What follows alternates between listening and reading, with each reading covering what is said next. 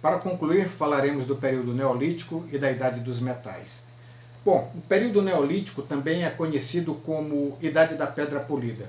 No Neolítico, que ocorreu há cerca de 10 mil anos atrás, o ser humano aprimorou a técnica de produzir ferramentas de pedra. Dessa vez ele passou a polir essa pedra com mais esmero, com mais maestria, com mais eficiência. E isso aumentou a eficiência, sendo redundante aqui, isso aumentou a eficiência das suas ferramentas e das suas armas. Porém, o mais importante que aconteceu no período Neolítico foi a primeira grande revolução da humanidade, que foi a Revolução Agrícola.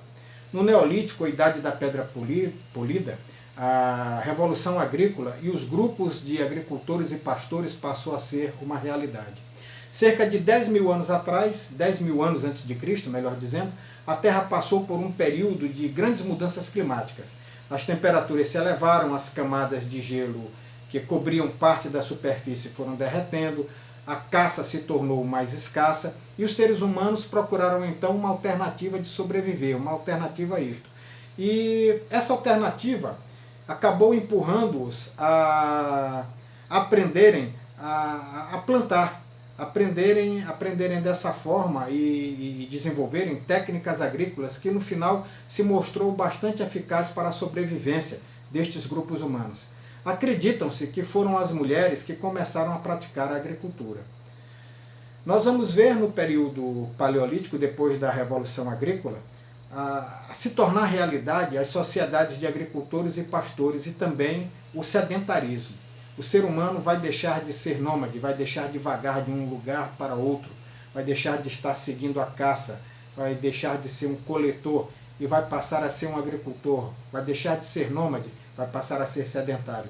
Os seres humanos passaram então, com o domínio de técnicas agrícolas, a produzir o seu próprio alimento e não precisavam mais estar se mudando constantemente. Passaram a se fixar em um território e a formar aldeias.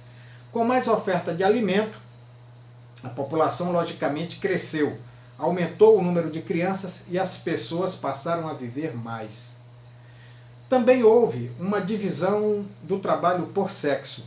As mulheres ficavam encarregadas da agricultura, do preparo do alimento e também da criação das crianças. E os homens ficaram ocupados da caça, ficaram ocupados também dos rebanhos e da segurança dos grupos. Tá? Então, houve uma divisão do trabalho por sexo a partir desse período também. E uma constante especialização. Novas tecnologias como o arado, puxado por animais, novas técnicas de adubação e irrigação, possibilitaram a existência de excedentes. Assim, algumas pessoas puderam se dedicar a outras atividades, como a carpintaria, produção de cerâmica, metalurgia, também tecelagem. E a partir do momento em que isso foi acontecendo, em que esse trabalho foi se diversificando, a gente vai vendo uma especialização. E os seres humanos passaram também a praticar a troca. Eles trocavam aquilo que eles fabricavam, aquilo que eles tinham, por aquilo que eles necessitavam. Daí já se pode apontar o surgimento do comércio, o surgimento das práticas comerciais. Devido à divisão do trabalho e ao desenvolvimento do comércio, também do aumento da população, algumas aldeias se desenvolveram muito, a ponto de terem a necessidade de conquistar mais terras que fossem cultiváveis. E elas passaram assim a disputar territórios com outras aldeias. Os chefes das aldeias que venciam outras aldeias era chamado de rei, passou a assumir um posicionamento diferente. E seu poder passou a ser uma coisa concreta, respeitada e aceita por parte dos outros. Então o rei passou a ter uma vida diferenciada. Ele morava em construções chamadas palácios, tinha um séquito de funcionários reais e a vida do rei era diferente da vida do povo, que morava em casas simples, em habitações humildes e trabalhavam um trabalho árduo do dia a dia.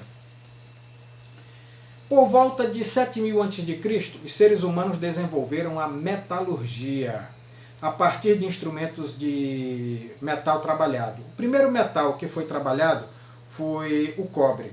O cobre é um metal frágil, ele não é um metal forte. Com o tempo ele foi misturado com o estânio, e daí surgiu o bronze. mas o bronze ainda não era muito resistente. Com o tempo, os seres humanos aprenderam também a fundir o ferro, e este sim já é um metal bastante resistente. Para encerrarmos, vamos falar aqui das primeiras civilizações. Todas elas se desenvolveram no entorno de grandes rios. Rios como rios Tigre e Eufrates na Mesopotâmia, rio Nilo no Egito, rio Azul e rio Amarelo na China. Por quê? Porque no entorno dos grandes rios a água é garantia de vida, garantia de desenvolvimento, de irrigação, de transporte, de movimentação, enfim, as grandes sociedades surgiram no entorno de grandes rios. Assim nós terminamos a nossa apresentação de hoje. A todos vocês, um forte abraço e até o nosso próximo encontro.